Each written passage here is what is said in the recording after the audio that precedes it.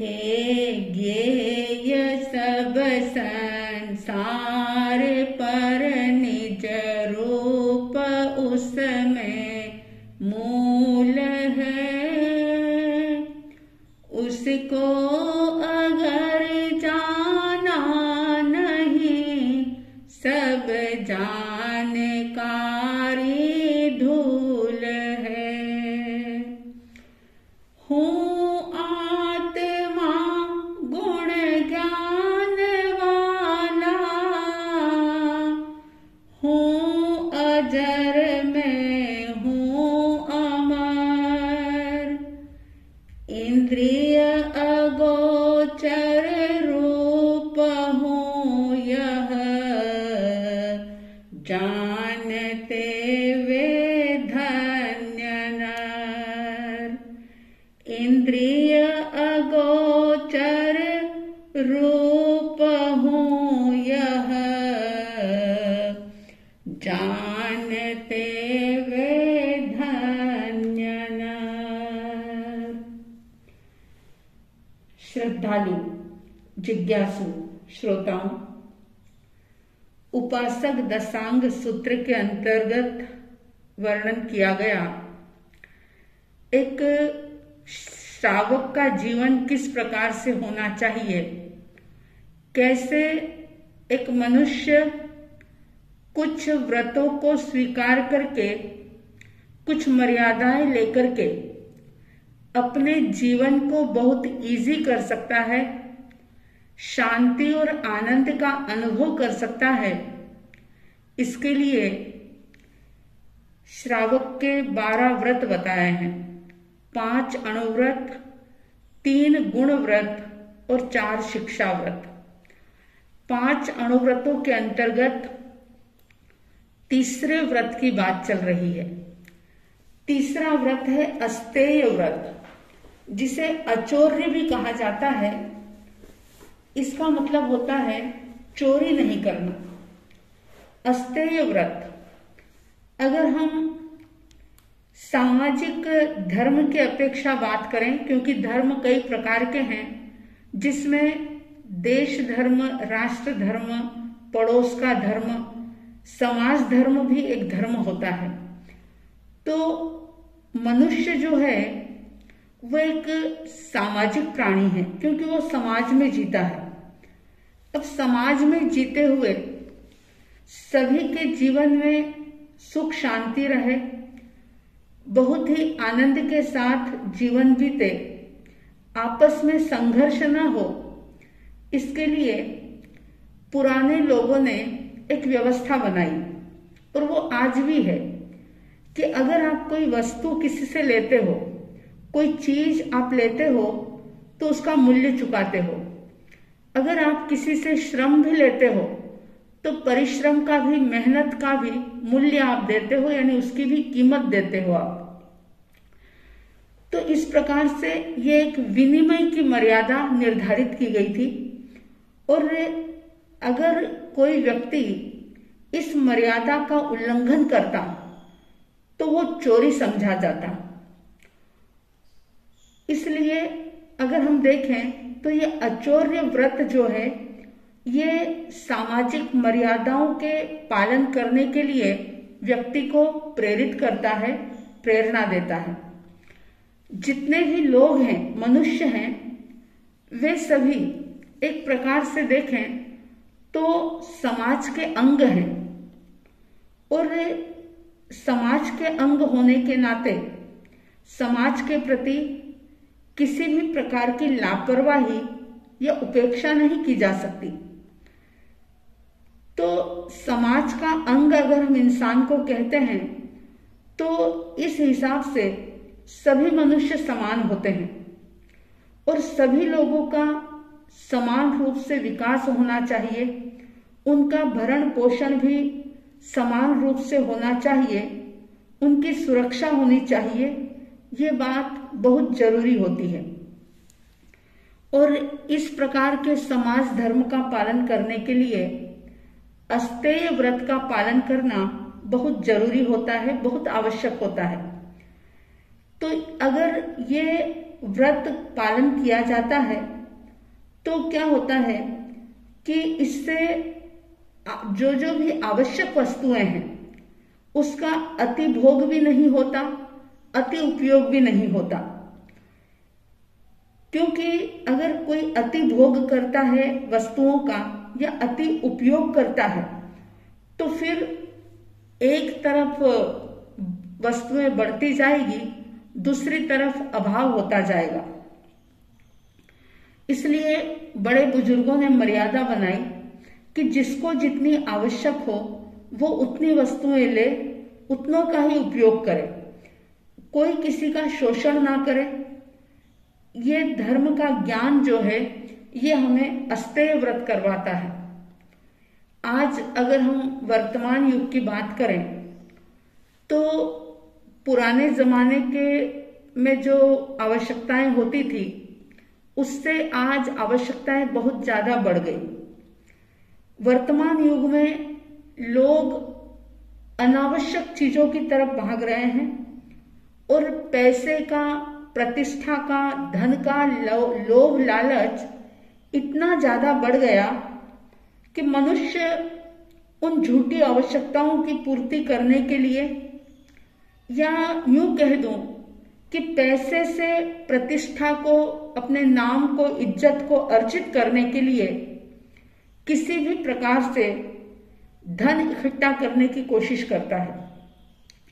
और जब उसके मन में धन से प्रतिष्ठा कमाने का जब भाव आ जाता है तो फिर वह नीति अनीति नहीं देखता, न्याय अन्याय नहीं देखता, हित अहित का विचार नहीं कर पाता, कर्तव्य अकर्तव्य के बारे में भी सोच नहीं पाता और दूसरे की चीज पर वो अपना स्वामित्व जमाने की कोशिश करता है, दूसरे की चीज लेने के लिए लालायित हो जाता है। अब वो लालसा, वो इच्छा, वो चाहत, चाहे पैसे की हो, शोषण की हो, किसी का राज्य हथियाने की हो, किसी की कोई वस्तु रखी हुई हड़प कर जाने की हो, किसी भी प्रकार की ये चाहत क्यों ना हो, आखिर इसका परिणाम जो है वो दुखद होता है और इससे समाज में शांति नहीं रह पाती। प्रत्येक व्यक्ति के मन में एक प्रकार का भय छाया रहता है, भय बना रहता है, आतंक बना रहता है। लोगों की नींद हराम हो जाती है क्योंकि वैसे अगर हम देखें तो गृहस्थ जीवन में जीवन यापन करने के लिए, जीवन चलाने के लिए पैसा, धन एक आवश्यक साधन होता है। तो वो अगर चुराया जाए, छीन जाए तो फिर हर क्षेत्र में संघर्ष पैदा हो जाता है। मनुष्य अगर अपनी इच्छा से, स्वेच्छा से चाहे जितना धन दूसरों को दे दे, कोई वस्तु दे दे, अपने अधिकार की कोई चीज अगर दूसरों को वो दे दे तो उसे किसी भी प्रकार की तकलीफ नहीं होती, दुख नहीं होता, पीड़ा नहीं होती, क्योंकि वो चीज उसने अपनी इच्छा से दी है। लेकिन जब उसके अधिकार की कोई चीज जिस पर उसका अपना स्वामित्व है, उसकी अपनी है, उसकी ऑनरशिप है जिस चीज के ऊपर, वो चीज कोई व्यक्ति छीन लेता है, उसके अधिकार हरण कर लेता है या चुरा लेता है तो उसे बड़ा दुख होता है। इस तरह से एक प्रकार की अन्याय परंपरा फैलती है और इसीलिए हमारे भगवंतों ने, तीर्थंकरों ने, आचार्यों ने, गणधरों ने सबसे पहले अहिंसा बताई, उसके बाद सत्य बताया और सत्य के बाद अचौर्य व्रत का नंबर लगाया, क्योंकि सत्य और अचौर्य इन दोनों के अंदर बहुत घनिष्ठ संबंध होता है।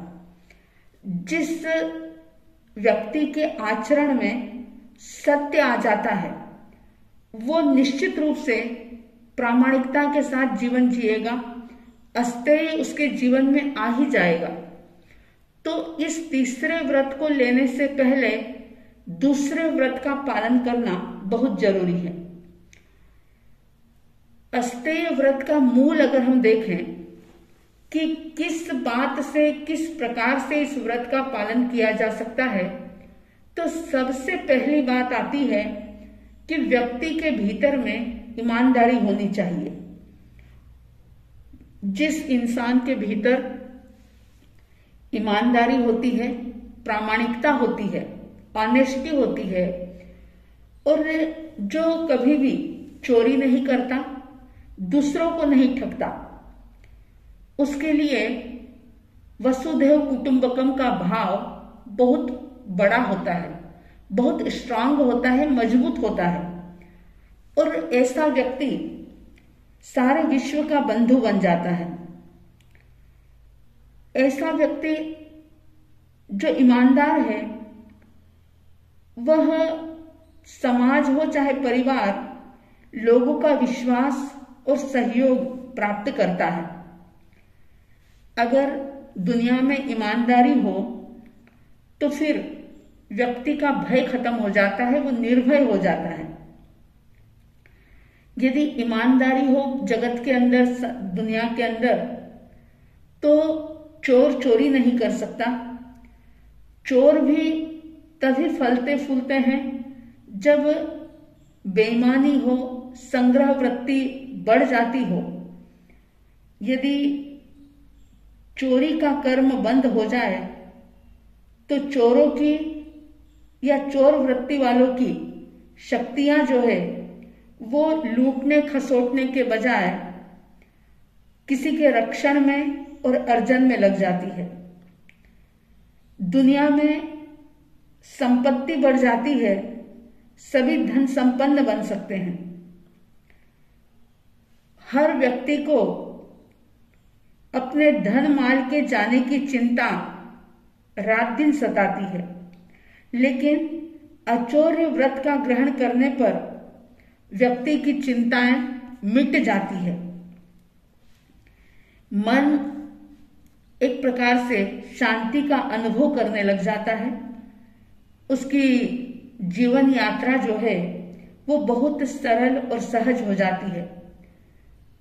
जो अचौर्य व्रत को धारण कर लेता है तो उसका व्यवहार भी बहुत ही सहज और सरल हो जाता है। लेकिन जब इंसान अपने ईमान को खो देता है तो उसकी इज्जत जो है वो बिल्कुल मिट्टी में मिल जाती है। उस व्यक्ति का विश्वास पूरी तरह से नष्ट हो जाता है। और ऐसे चोरी करने वाले लोगों से सभी लोग बड़े सावधान होते हैं, चौकन्ने हो जाते हैं। और वो व्यक्ति अपनी मानवता को खोकर के सिर्फ एक चोरी करने की आदत के कारण से इंसान होने के बावजूद भी पशु जैसा व्यवहार कर लेता है। इसलिए ज्ञानियों ने कहा कि चोरी जो है वो अगर हम देखें तो बहुत ही बड़े घाटे का सौदा है। जो इस व्रत को ग्रहण करता है वो व्यक्ति चाहे कैसी भी स्थिति आ जाती है, लेकिन वो कभी भी अपने ईमान को नहीं खोता, लोगों के विश्वास को खत्म नहीं होने देता। चाहे उसके पास पैसा हो या ना हो, लेकिन इज्जत और नाम निश्चित रूप से उसके पास रहता है। जिस व्यक्ति के मन में ईमानदारी होती है, जो मन, वचन और काया से सच्चाई और ईमानदारी का व्यवहार करता है, वो विश्वास पात्र व्यक्ति होता है। सारे ही लोग उसका विश्वास करते हैं। और जो व्यक्ति स्वयं अपनी दृष्टि में ही सम्मानित हो, उठा हुआ हो, उसका दूसरों की दृष्टि से भी सम्मानित होना, उन्नत होना बहुत स्वाभाविक हो जाता है। क्योंकि अगर व्यक्ति चोरी करता है, झूठ बोलता है, तो वह हमेशा ही भयभीत रहता है। उसका भीतर जो है, उसका अंतस जो है, वो हमेशा ही बिखरा बिखरा सा रहता है। वह एक शांति का अनुभव नहीं कर सकता। इसलिए ज्ञानियों ने अस्तेय व्रत की जीवन में बहुत ही आवश्यकता बताई और कहते हैं कि जो लोग सत्य अस्तेय को समझ करके धारण कर लेते हैं, उसे जी लेते हैं, वे लोग बहुत ही शांतिपूर्ण तरीके से अपने जीवन को जीते हैं। आपने शायद सुना होगा, मैंने कहीं पढ़ा था, ऐसा कहते हैं कि हमारे भारत देश में मतलब इतनी ज्यादा सच्चाई और ईमानदारी थी जो पूरी दुनिया के अंदर प्रसिद्ध थी।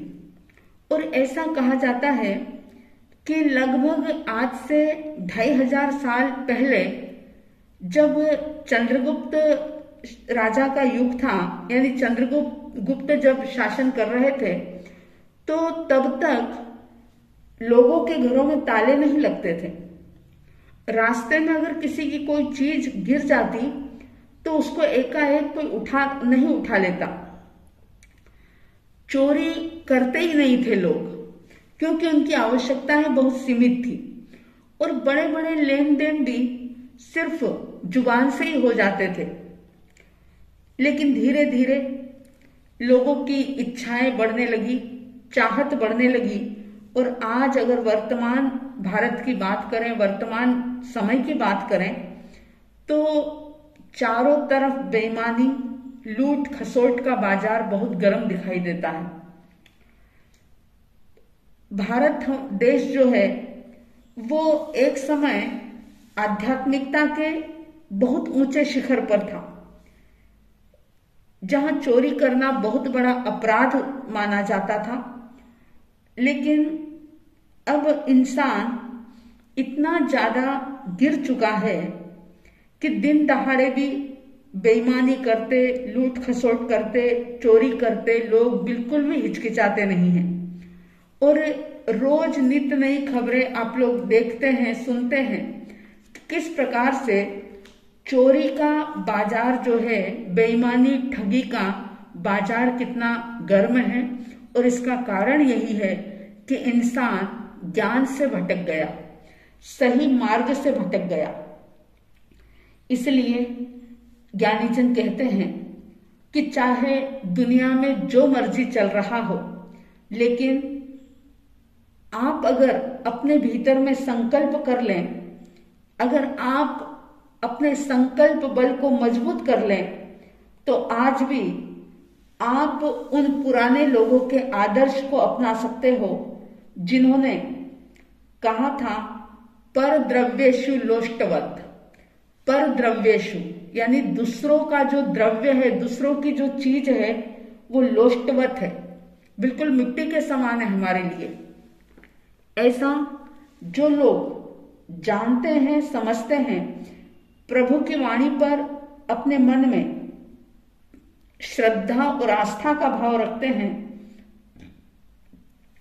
वे जीवन में कितना भी संघर्ष झेले, लेकिन कभी भी दूसरों की वस्तुओं पर, दूसरों के अधिकारों पर कभी भी अपना हक नहीं जमाते। और चाहे जीवन में कैसी भी परिस्थिति आ जाए, ऐसे ऐसे भी लोग हुए जिनके पास खाने को अन्न नहीं था, रहने को मकान नहीं था, लेकिन फिर भी उन्होंने इन व्रतों का बहुत ही अच्छे तरीके से पालन किया, पूरी दृढ़ता के साथ पालन किया। समय गुजरा और पुनः उनके पुण्य कर्म का उदय हुआ और वे फिर से पूरे भरे पूरे और संपन्न हो गए। तो कहने का अभिप्राय ये कि अचौर्य व्रत को समझना और इसे स्वीकार करना बहुत जरूरी है। कई बार लोग कहते हैं कि अस्तेय क्या होता है, ये अस्तेय किसे कहा जाए अस्तेय? तो ज्ञानीजनों ने बताया कि वैसे देखें तो जैसे अहिंसा शब्द है, अहिंसा की तरह अस्तेय भी निषेधवाचक है, यानी नहीं करना, ऐसा है। तो यहाँ पर एक और नाम देते हैं शास्त्रकार, अदत्ता दान वीरमण।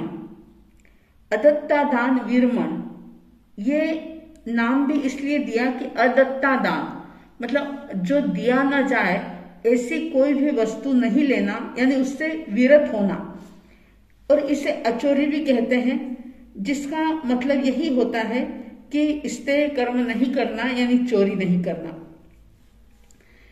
अगर कोई व्यक्ति अपनी मालिकी की वस्तु को छोड़ करके दूसरी किसी भी वस्तु को अपने अधिकार या कब्जे में कर लेता है, रास्ते में पड़ी हो तो उसे उठा लेता है, दूसरे की वस्तु को उसके मालिक की आज्ञा के बिना, अनुमति के बिना, परमिशन के बिना या उसकी इच्छा के बिना उपयोग कर लेता है, किसी व्यक्ति का अधिकार छीन लेता है, उसकी वस्तु पर अपना अधिकार जमा लेता है, किसी की भी धरोहर को हड़प कर लेता है, या किसी को धोखा देकर के उसके धन को, उसके पैसे को, उसके जेवर आदि को हत्या लेता है, या किसी के अनुपस्थिति में उसकी चोरी या हरण कर लेता है, ये सारी चीजें जो है ये चोरी कहलाती है।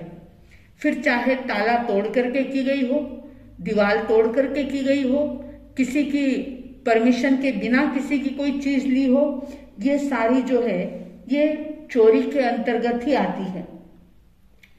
और ज्ञानी जनों ने तो यहाँ तक कह दिया कि अन्याय करना, अनीति, शोषण और अप्रामाणिकता से भी जो धन का उपार्जन किया जाता है वो भी एक प्रकार से स्तेय कर्म है, यानी कि चोरी का काम है। तो अभिप्राय यह है कि मन, वचन और काया के द्वारा दूसरों के अधिकारों का हरण ना करें, किसी दूसरों से ना करवाएं और ऐसा करने वालों का अनुमोदन ना करें, ये पूर्ण रूप से अस्तेय व्रत होगा। और इसके विपरीत जो दूसरों के अधिकारों को खुद हरण करता है, छीनता है, दूसरों से हरण करवाता है और इसका अनुमोदन जो करता है, ये सारा चोरी कहलाती है।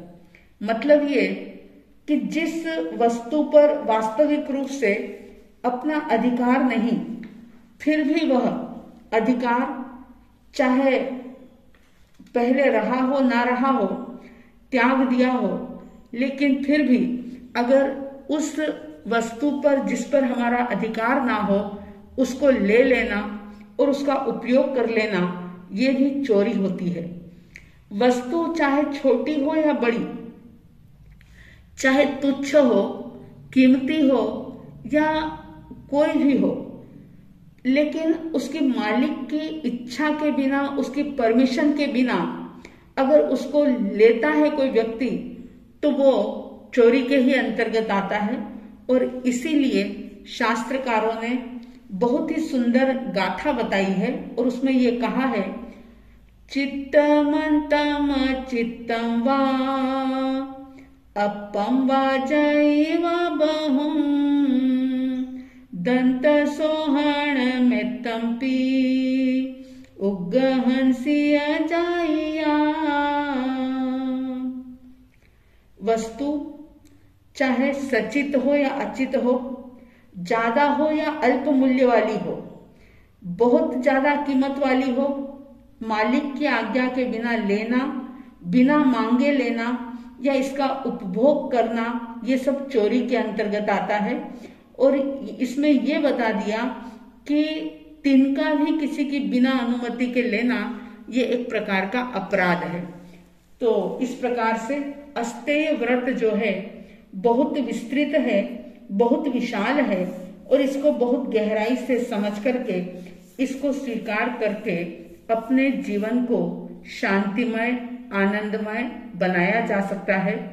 आप सबके भीतर में प्रभु के द्वारा वर्णित आगार धर्म के अंतर्गत ये जो 12 व्रत बताए हैं, उनको जानने समझने की जिज्ञासा पैदा हो, आप इन्हें समझ करके जीवन में स्वीकार कर सके, ऐसी साध्वी द्वय की तरफ से हार्दिक हार्दिक शुभ मंगल भावनाओं के साथ जय प्रभु महावीर, जय गुरु आनंद।